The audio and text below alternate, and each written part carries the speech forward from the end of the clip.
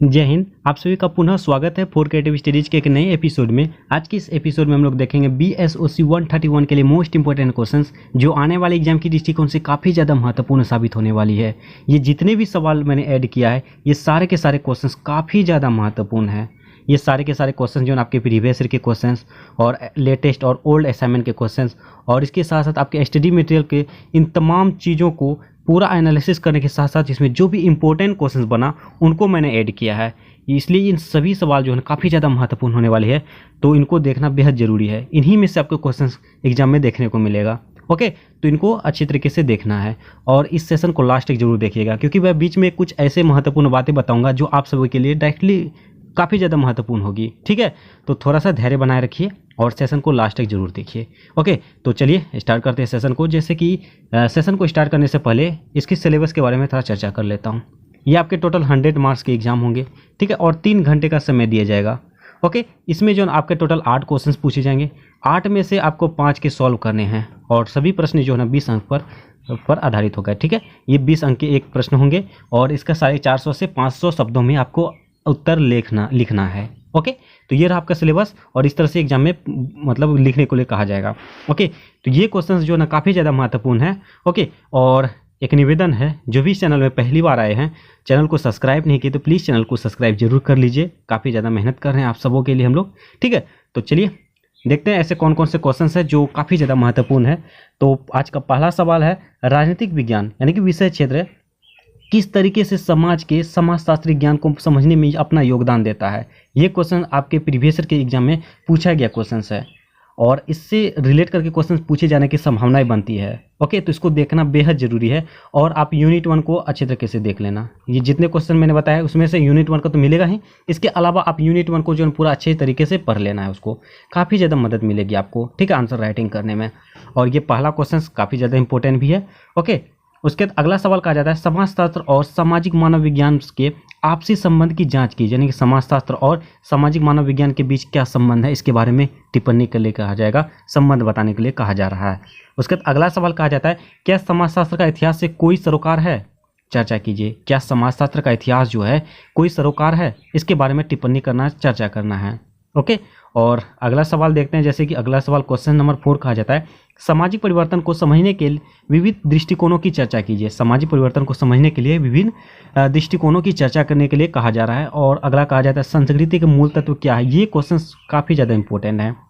ठीक है, उसके बाद कहा जाता है, अगला क्वेश्चन कहा जाता है क्वेश्चन नंबर 6 में, जैसे कि आप सभी स्क्रीन पर देख पा रहे हो, कहा जाता है समाजशास्त्र के उदय के लिए उत्तरदायी कारकों की चर्चा कीजिए। समाजशास्त्र के लिए उदय के लिए जो उत्तरदायी कारक होती है उसके बारे में टिप्पणी के लिए कहा जा रहा है, क्योंकि ये सब्जेक्ट आपका समाजशास्त्र है, सोशियोलॉजी है, तो इससे क्वेश्चंस पूछे जाएंगे।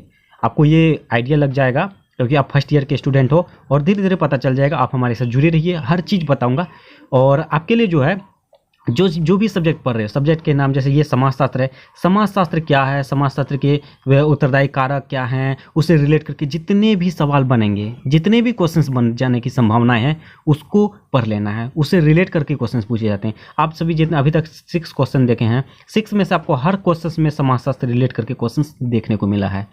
तो आपके सब्जेक्ट नेम जो भी होंगे उससे क्वेश्चंस बनते ही बनते हैं। उस क्वेश्चन जो सब्जेक्ट नेम है वो क्या है उसके बारे में टिप्पणी करना, उससे संबंधित जो ना क्वेश्चंस बनते ही बनते हैं। ठीक है, आप असाइनमेंट के एग्जाम में भी देख लो, अभी जो आप असाइनमेंट जमा करके आए हो उसके क्वेश्चन देख लो, उसमें भी आपको देखने को मिलेगा। और प्रीवियस ईयर के क्वेश्चन देख लो, उससे भी देखने को मिल जाएगा। और ठीक है, तो ये सब बातें हैं।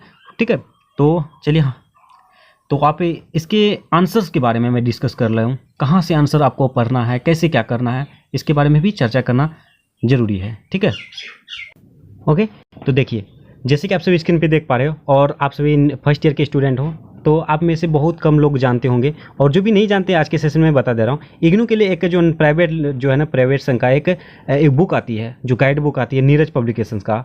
नीरज पब्लिकेशंस का इग्नू का one of the best book आती है। इसमें जो आपके सॉल्व असाइनमेंट मिल जाएंगे, चैप्टर वाइज सॉल्व जो क्वेश्चन आंसर मिल जाएंगे और यहाँ आगे चर्चा करूँगा।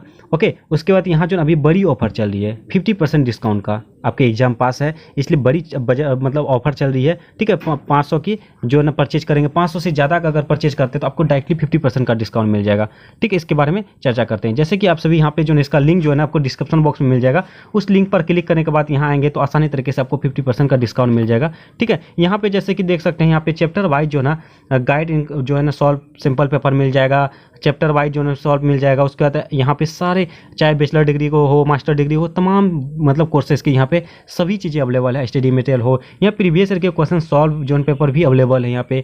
ठीक है, उसके बाद यहाँ पे जो ना सॉल्व असाइनमेंट हो, तमाम मतलब सब कुछ यहाँ पे अवेलेबल है। इग्नू के लिए जो भी चाहिए आपको सब कुछ यहाँ पे अवेलेबल है। ई बुक है, सॉल्व असाइनमेंट है, सॉल्व सिंपल पेपर है, ओके, गैस पेपर है, यहाँ तमाम चीज़ें अवेलेबल है। यहाँ पे अगर अभी जो ना जैसे कि बताया मैंने जो ऑफर चल रही है, आप यदि 500 से ज़्यादा का परचेज करते हैं तो आपको 50% का डिस्काउंट मिल जाएगा।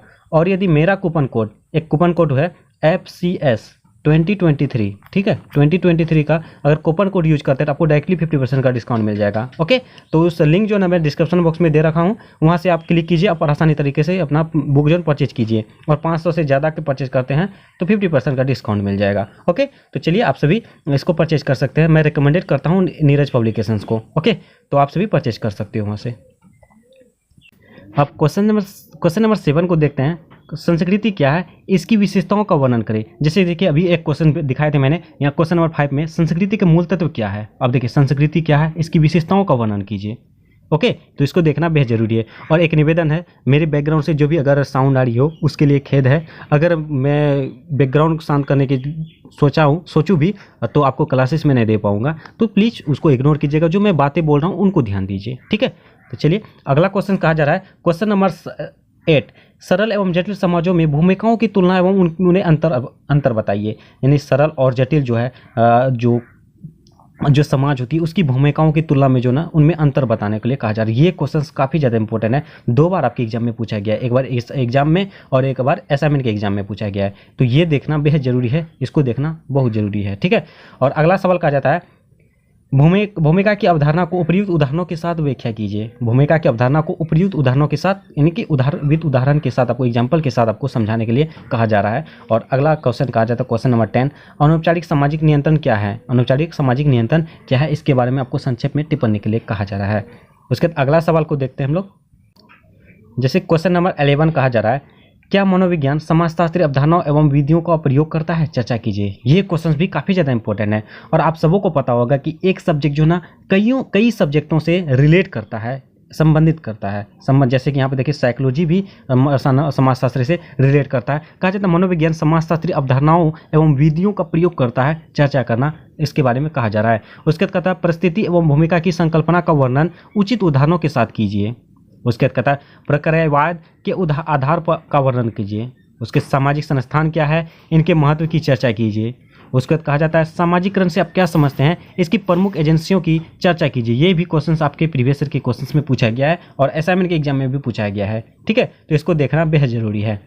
वैसे सारे के सारे क्वेश्चंस काफ़ी ज़्यादा महत्वपूर्ण है, तो एक को भी आप नज़रअंदाज नहीं कर सकते हैं। ठीक है, और अगला सवाल कहा जाता है समाजशास्त्र और अर्थशास्त्र दोनों से जुड़े सामान्य मुद्दों की जांच कीजिए। देखिए सोशियोलॉजी और इकोनॉमी दोनों को रिलेट कर रहा है। ठीक है, उसके बाद कहता है विविध भूमिकाओं एवं भूमिका निर्धारित के बीच अंतर स्पष्ट कीजिए। उसके बाद कहता है समाजशास्त्र एवं राजनीतिक विज्ञान के बीच समानता और असमानताओं पर विवेचना कीजिए। आप सभी देख सकते हो, पॉलिटी हो, सोशियोलॉजी हो, इसके बीच समानता हो या अंतर हो, इसके बारे में पूछा जाता ही जाता है। आप इसको बेहद मतलब ध्यान देना इसको। ठीक है, उसके बाद कहा जाता है क्वेश्चन नंबर 19, संगठन पर देवर के विचारों को चर्चा कीजिए। ठीक है, यहाँ पर्चा हो गया, चर्चा होगी। उसके बाद मीट के व्यक्तित्व के विकास के सिद्धांत की विवेचना कीजिए। ठीक है, ये क्वेश्चन आपके हैं।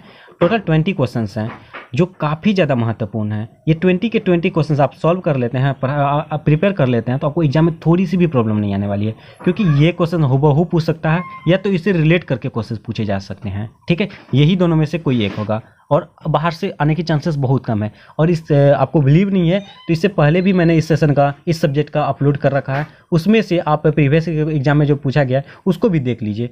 ठीक है, आपको बहुत सारे क्वेश्चन अपना सेशन से मिलेगा। ठीक है, एक ही सब्जेक्ट नहीं भाई, बहुत सारे सब्जेक्ट का एक्सपीरियंस है, तो इतना बिलीव कर सकते हो आप हमारे साथ और हमारे साथ जुड़े रहिए। ठीक है, और आप सभी जो हमारे टेलीग्राम चैनल को जरूर ज्वाइन करें। टेलीग्राम चैनल का लिंक डिस्क्रिप्शन बॉक्स में मिल जाएगा, और भी सोशल मीडिया के प्लेटफॉर्म है, वहाँ से भी हम हमारे साथ कनेक्ट हो सकते हैं। ओके, तो बस आज के सेशन में इतना ही रहने देते हैं। जो भी चैनल में पहली बार आए हैं और चैनल को सब्सक्राइब नहीं किया तो प्लीज़ चैनल को सब्सक्राइब जरूर कर लें, बेल आइकन को जरूर हिट करें। सेशन अच्छा लगे तो लाइक जरूर कीजिए, कमेंट में जो भी डाउट पूछे और अपने दोस्तों को भी ज़्यादा से ज़्यादा शेयर कीजिए। चलिए मिलते हैं नेक्स्ट सेशन में, तब तक के लिए थैंक यू। जय हिंद।